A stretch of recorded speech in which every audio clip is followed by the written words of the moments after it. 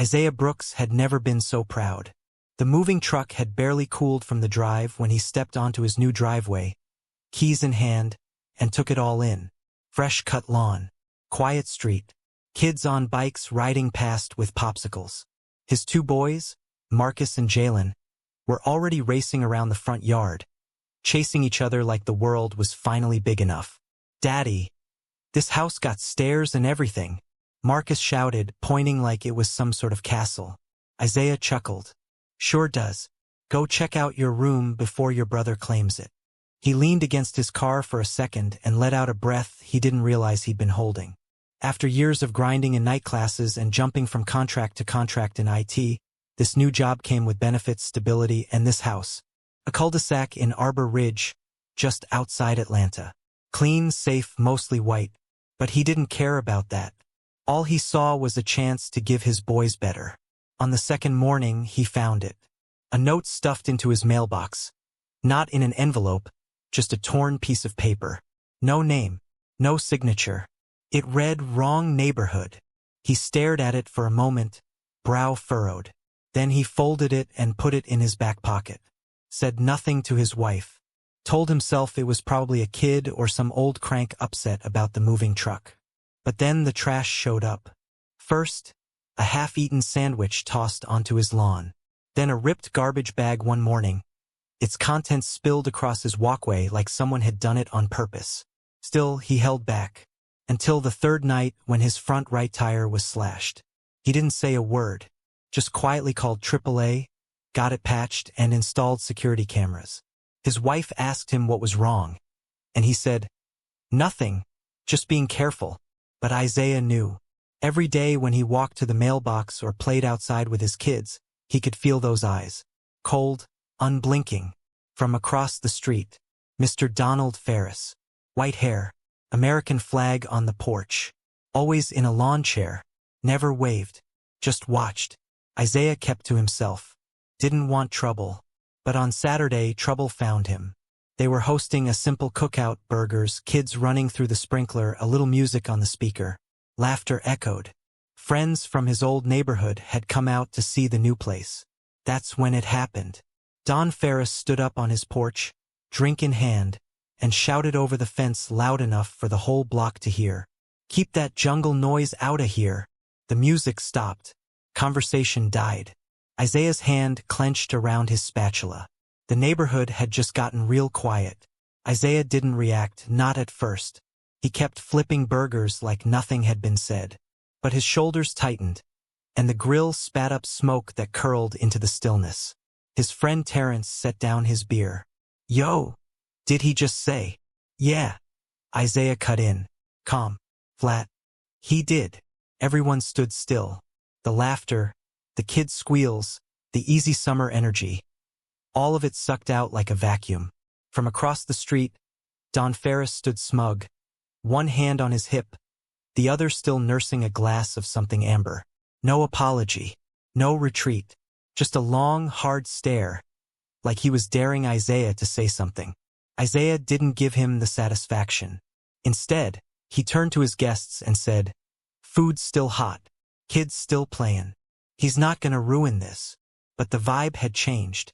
Later that night, after the last plate was scraped and the last guest gave him a hug with just a little extra squeeze, Isaiah stood in his driveway and looked across the street. Don was still out there, now sitting, rocking slowly in that same faded lawn chair. Staring. Isaiah stared back. He didn't speak, didn't blink, just watched him. The next morning, Isaiah checked the camera footage. The tire slashing? Clear as day. A man in a hood, but the build and walk were familiar. Too familiar. He saved the clip but didn't send it anywhere yet. That week, Isaiah noticed things. A few of the neighbors who'd waved just days ago now looked through him like glass. One woman with a golden retriever crossed the street when she saw him jogging. A man 2 doors down used to talk about gardening. Now he barely nodded. Don wasn't just racist. He was influential. And Isaiah had walked into something deeper than bad manners. Thursday night, a police cruiser showed up at Isaiah's door.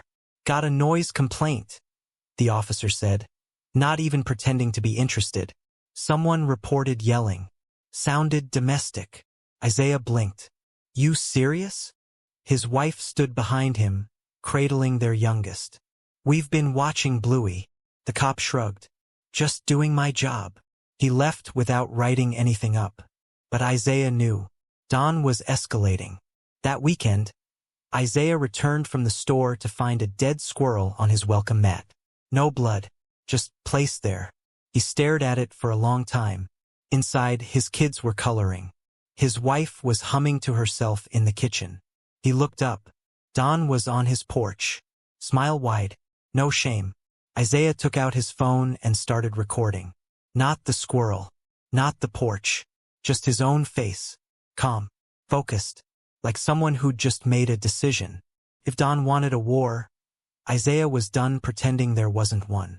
He was about to fight back. But not the way Don expected. It started at the HOA meeting. Isaiah had never planned to attend. He wasn't the neighborhood politics type. But after everything, the notes, the trash, the slashed tire, the squirrel, the weaponized silence, he decided enough was enough. He walked into the community center that Monday evening in a navy polo and jeans, head high. The room was filled with neatly dressed couples, older folks in cardigans, a few younger professionals. Don was already there, seated near the front, nodding and smiling like a church deacon. Isaiah sat in the back, silent, watching. The meeting went on for 20 minutes. Budget updates, pool repairs, landscaping contracts. Then Don stood. Excuse me, he said, loud and clear. Before we adjourn, I need to raise a concern about disturbances in our neighborhood. A few heads turned. I've noticed some recent activity. Loud music, unfamiliar visitors, unsupervised children running around at all hours. He didn't say Isaiah's name. He didn't have to. And I think we need to revisit our community standards. We all paid good money to live in a peaceful place. Isaiah's jaw tightened. He waited. Last weekend, there was a cookout that went on for hours. Don continued. There was shouting, laughter, maybe even drinking outside. I don't know if this is the kind of environment we want to encourage. Couple people nodded. A few looked uncomfortable. Then Isaiah stood. Mind if I respond? The room turned. Don's smile flickered, just for a second. I'm not naming names, of course. But you are, Isaiah said calmly, stepping forward. Let's stop pretending. He reached into his backpack and pulled out a folder. I moved here 3 weeks ago. Since then, someone's left this in my mailbox. He held up the note. Wrong neighborhood. Gasped. My tire was slashed. I've had trash thrown on my property. A dead animal placed on my front porch. And the police have shown up to my home twice over false noise complaints. The room was dead silent. I didn't say anything because I wanted to believe it would pass, that it was just one bad neighbor. But now he's trying to use this HOA to turn people against me. So I came prepared. Isaiah turned to the screen behind the board members. I'm a cybersecurity analyst for the county, and in my spare time I do digital forensics. He connected his laptop. The screen lit up. This is a network capture log from my router. Last week, someone tried to access my home security camera using a spoofed IP address. I traced it. Wanna guess where it leads? He clicked. A map loaded. A red dot hovered over one address. Don Ferris. A ripple went through the room. That's not all, Isaiah continued.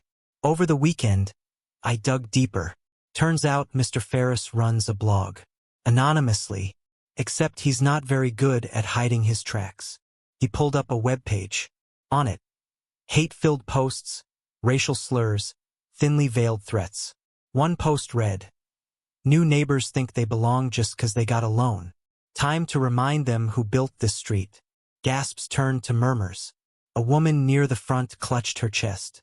Another slide, photos Don had taken from his porch, zoomed in on Isaiah's family. Is this who represents our neighborhood? Isaiah asked. Because I moved here to raise my kids in peace. Not to be harassed by a man who waves a flag with one hand and spreads hate with the other.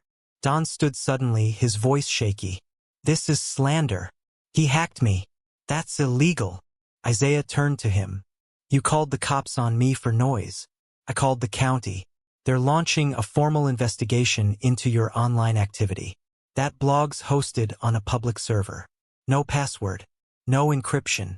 I didn't hack anything. A woman on the HOA board cleared her throat. Mr. Ferris, is this true? Don said nothing. Someone else muttered. I knew something was off about him. The board president leaned forward. We'll be following up immediately. Isaiah looked around the room, letting it sink in. The silence from earlier was gone. Now, the neighborhood had something else to talk about. Within a week, the for sale sign appeared on Don Ferris's lawn. No fanfare, no goodbye, just a quiet moving truck pulling in at dawn and pulling out by noon. He didn't wave, didn't make eye contact, didn't even say a word, just vanished, like the coward he'd been all along. Isaiah watched from his porch, his son Jalen curled up beside him, eating cereal from a Spider-Man bowl. Daddy, is the mean man leaving? Isaiah nodded. Yeah, buddy. He's gone. The sun felt a little warmer that day, but that wasn't the end. The county investigation confirmed everything Isaiah exposed. Don's blog was traced, documented, and archived by several watchdog sites. It went viral for all the wrong reasons. Local news picked up the story. HOA member exposed for hate speech by black cybersecurity analyst neighbor. Don's job at the hardware chain? Gone. His social accounts? Deleted. His reputation? Torched. Meanwhile, Isaiah's inbox overflowed. Strangers sent messages thanking him. Neighbors, ones who had stayed silent, showed up at his door with pies, flowers, and apologies. I didn't know how bad it was, one woman said. I should have spoken up, a man admitted. Isaiah didn't hold grudges, but he didn't forget either. At the next HOA meeting, something remarkable happened. The board president offered him a seat. Your voice needs to be part of this neighborhood, she said. Isaiah took the folder and nodded. Then let's make sure no one else ever feels unwelcome again. From that point on, things changed. Subtle but real. More neighbors said hello. More kids came over to play. The street started feeling like home. Not perfect, but better. One evening, as Isaiah barbecued in the yard, his wife stepped outside and handed him a beer. Music played low from a speaker. Kids laughed. And this time, nobody yelled. No threats. No eyes watching from across the street. Just peace. Earned, not given. Isaiah looked up at the house across the street, now empty, and smiled. He didn't raise his voice. He raised the truth. And the whole block heard it. They say the worst kind of racism isn't loud. It's quiet.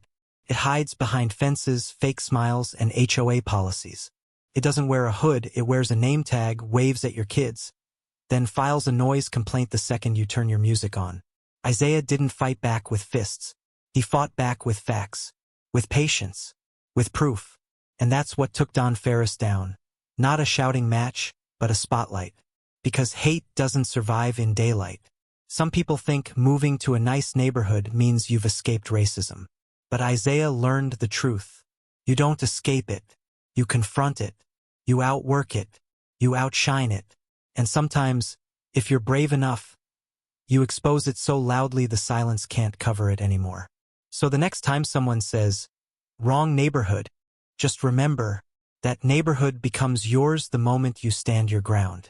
Justice doesn't always come with a badge. Sometimes it moves in across the street.